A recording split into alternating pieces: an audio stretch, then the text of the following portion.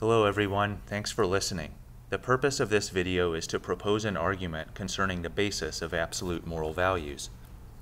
The first part is an introduction that explains how the argument is formatted. The argument is conditional, meaning that its relevance depends on whether or not the viewer meets a condition. We are calling this condition condition 1. If they do not meet condition 1, then they are exempt from this argument. If they do meet it, then they must accept a series of conditions that come logically from condition 1.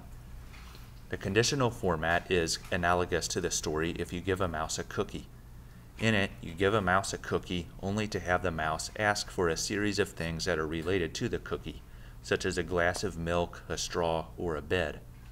Condition 1 is analogous to the narrator's choice to give a mouse a cookie, and the subsequent conditions are analogous to the things the mouse asks for. The only difference is that technically, one can choose to not give the mouse the other things it asks for, but here there is no choice.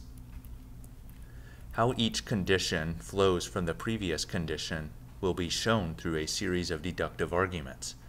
A deductive argument is an argument whose conclusion must be true if its premises are true. There is no wiggle room in a deductive argument.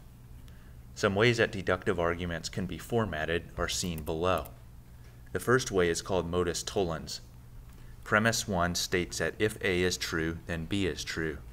Now let's substitute A for I am at home and B for the lights are on.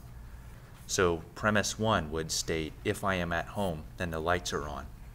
Premise 2 states that B is not true, so the lights are not on. The conclusion of that is that A is not true, which is that I am not at home. The second format has its first premise as if A is true, then B is true. So if I am at home, then the lights are on. Premise 2 states that A is true, so I am at home. The conclusion is that B is true, so the lights must be on.